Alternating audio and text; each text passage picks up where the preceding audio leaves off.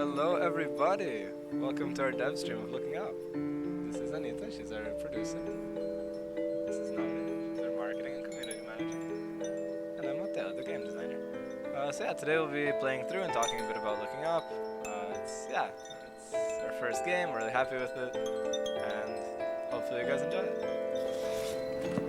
So yeah, here you can see we have our little container for the game, this book.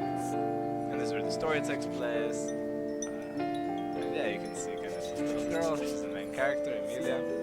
And this is her book. And she and her dad are looking at planes, and her dad is telling stories about how he used to be a pilot, but then he got injured. Oh no! And yeah, Emilia's kind of listening to this. And yeah, here you can see some beautiful art that our artist did. Really amazing. And it's kind of showing how Emilia is finding interest in these planes and anything that's really related to flying.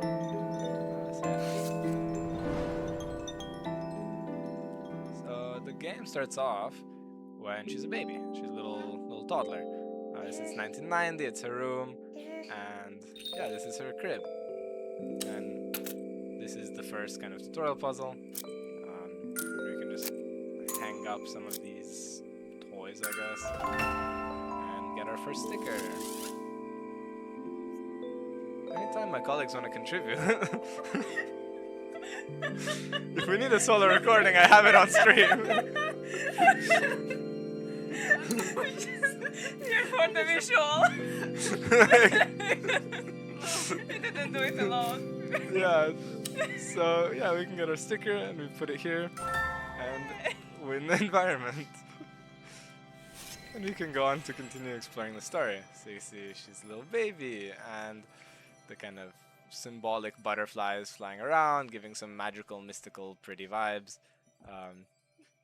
We joined later. I realized, how did you come up with the concept? You like telling the story? Of me going to random. Okay, so we had the first few ideas about we want to explore objects and crafting and puzzles, but our first idea was really out of scope. So then we went to an exhibition, which included famous Hungarian poets and their possessions or collections. And I had the idea, it's like how fun it is to like see how much you can tell about the person by the object they cherish. So then we had the idea to have character Emilia and show her personality and progression and stories in her toys and objects and personal place. And then we created the puzzle around that idea. And for the actual story, it was a very funny whiteboard-filled meeting with the whole team. We sat for like 3 or 4 hours in a room, just throwing ideas until something worked, and we think it worked. And we hope you think so too. So anyways, this is the first environment. And this one's focused on birds. You know, little Emilia's looking out of her window, and she's seeing all these birds, and she's interested in like, how do they work? Why do they fly? How do they fly? And she has these like encyclopedias about them, these posters about them, and just various little cute little puzzles about birds, their feathers, and kind of everything about them. Do you have a favorite bird? This one's my favorite bird, the peregrine falcon. I solved it earlier. This is probably one of my favorite puzzles, just because I managed to sneak my favorite bird into the game. The way the puzzle process works is usually I design something, come up with an idea for a mechanic, a puzzle, I make temp art for it, and then I hand it off to our tech team, our artist, I playtest it, I show it, and sometimes it changes like what it is, right? Sometimes there's, you know, we reskin puzzles because we like the mechanic, but the peregrine falcon stayed, so happy with that.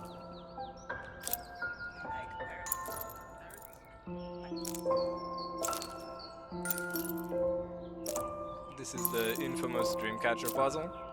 I say it's infamous because, well, internally it took us a lot of work to get to it, but externally it's either loved or hated. It's probably one of the harder puzzles in the first environment, and yeah, people either adore it or they can't stand it and are frustrated by it. But we liked it overall, so we decided to stick with it, and It's really pretty simple. That definitely helps with the whole reasoning. Anyways, moving on. We have these ones. What's your favorite bird? Hummingbird. Hummingbirds are cute. Did you know hummingbirds are extremely territorial, which is rare for a small bird? Yeah.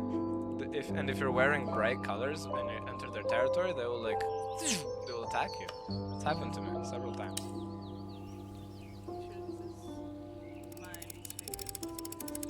Your least favorite? Why?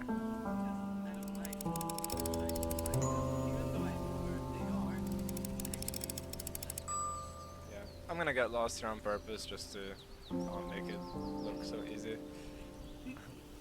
At least we're being honest. They color it in and they're cute. We get this little sticker. So yeah, once you've done all the puzzles in environment, you see none of them are sparkling, they're all solved, and the little book is flapping. So yeah, then we can go ahead and place all our stickers. So if you remember where you earned each sticker, you can place it in its correct spot. And then you will see that it colors it in. Magic. Okay, let's move on to the story. So yeah, little Amelia's running in her garden with her plane. Her dad's there. There's also the book if you notice. There's a lot of like these details. Like this little chicken here. This little chick. It's in most of the comics and it's also like our profile picture and logo. This guy, he was a little like Easter chicken that we had in the office at some point. And he became an icon. But yeah, anyways, she's playing, and oh no, she's tripping on the rock. And she fell. I really love this picture, it's so like cute. Just bonk. Oh no. A helpful hand, obviously from her dad. And yeah. Here we have the second environment. So Amelia's a bit older now. It's 1999. She's 9 years old. And we have some more puzzles. This one's all bug themed because bugs also fly, right? Some bugs. And not every bug. Not every bird, importantly. Drawing attention to the ever-famous penguin.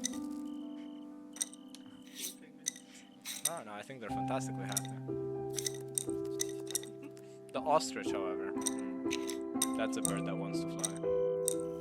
Now, if I could remember how to solve my own puzzles, that would be helpful. Let's go ahead and just align these up, and hopefully I have them enough. Oh yeah. Okay. Heck yeah.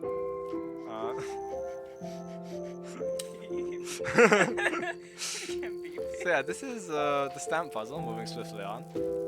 This is one of the puzzles that as a team we think could be like its own standing game if we were to, like out of all the puzzles, if we wanted to make any of them into a game, this one would be it. And that's because you can see it's super like versatile in what you can do with it. So any of these shapes and any of the colors you can stamp, and it's about layering. So you're trying to get to this final image, and yeah, you can see I'll do it wrong here just to demonstrate. But if you do it wrong, you see, the colors are inverted and, oh no, how do I go back, right? Well, okay, I need to switch the colors, so the top needs to be orange. Oh, but now the black's gone. And yeah, this one overall was really fun to design and to make. Yeah, just pleasant puzzle. And that's... Go ahead.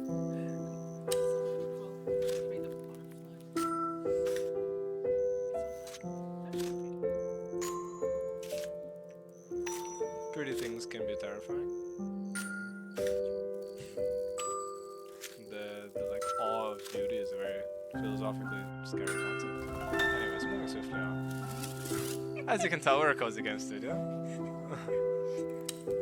It's important. Podcast we will talk about. If you want more content, you can find us on. And then we will talk about the absurd and comedy. Hey, it's part of the fun. Oh, that's something. Yeah, sure. No edits here. We do it one take wonder. It's the live streaming style. Okay. Now, so this one. my favorite bit, I always believed in this puzzle. Yeah. The first sketches Yeah, when I saw the first catch it. I was like, this will make it. This will be the fan favorite, and we should keep it. Yeah. And see, to make her happy, I even made the heart shape that she always likes to find. It should be an achievement. Can be. Anyways, yeah. She was saying that because I made this puzzle and I was really happy with it. I showed it to her, and she had no faith in it, no belief in it. Horrible, hopeless, awful. I usually And I insisted. I said, hey, let's at least playtest it. Playtest went pretty well. We refined it a bit. And now it's one of the favorite puzzles, I think. She also really likes this puzzle now. But it's a small insight into our processes. Anyways. And the terror. The terror. They call her the mother of dragons, those who know. Anyways. This game is appropriate for all ages, so moving swiftly on. So swiftly. Seamless transitions. Anyways, she's cutting up little paper butterflies, she's doing her little arts and crafts, she's really focused.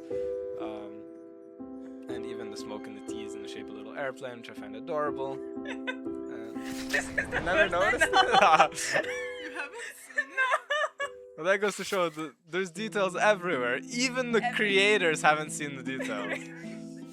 Probably knew, I just forgot. Yeah. However, the little ghost. Yeah, swiftly moving on. This is the third chapter, clearly labeled. And this is about fantasy. So Amida is now a bit older, a bit more of a teenager, and she's kind of moving on from reality and connecting to these kind of fantasy flying creatures. So yeah, we have like Chinese dragons, or more Eastern style dragons. And we can assemble it. And this is the first and only puzzle that has rotating pieces, which is pretty cool, in my humble opinion. Of course, I designed it, so you know. So it's really humble. It's really humble. Look at this cute little guy. Moving swiftly onwards. So yeah, this is a fairy, and this one actually the inspiration for this came from my background as an animation student. And those who know, this is kind of an old school animation technique where you have the pegboard and you put the pages on. And sometimes they'd be transparent if you're working with kind of wet mediums, sometimes they're not. So let's go ahead and solve this. Yeah, there is no hint system. In this puzzle, it was a struggle. So we added these little dots in the bottom, and when you place them, you can see you have to place them smallest to largest and left to right. So you see this one, we should go before this one. And observant players will use this to solve the puzzle without basing it purely, see, I messed up. This one needs to go on the bottom leg. So you separate, you go, and yeah, you can just kind of go based on size of the dots, location of the dots, or try to do it vibes-wise. Of course, now I'm going to struggle to solve it, but that's okay. So yeah, that's a little fairy. This guy, we actually have a toy in the office, which is one of those like wooden snakes that you can twist and make blocks of, and that was used to make the sound effects for this puzzle, and it was also inspiration for it. So if you click correctly, you'll see it land up in the shadow, and you get this beautiful wooden dragon toy.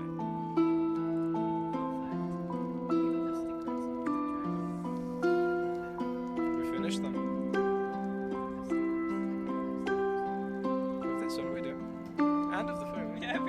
Did. If we don't now, we finish them because we were just at Pocket Gamers Conference in Barcelona. So if you saw us there, come say hi to us again. It's okay, let's move swiftly forward.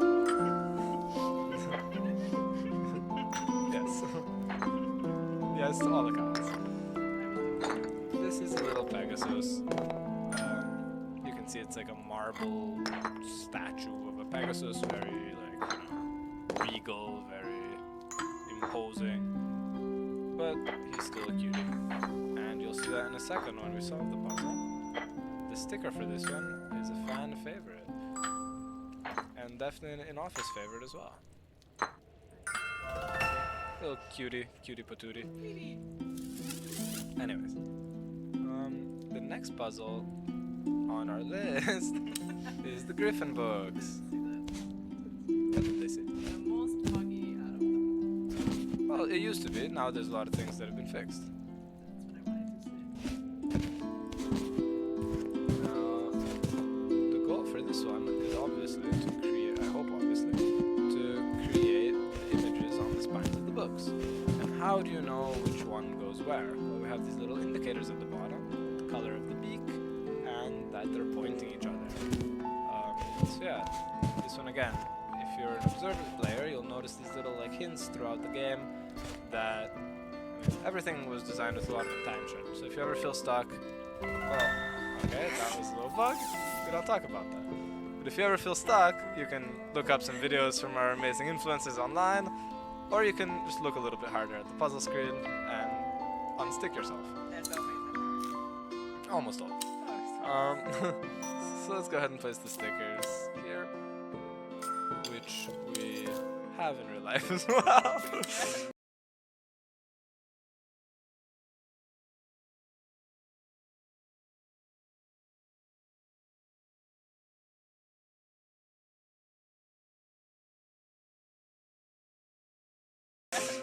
all of them. We do.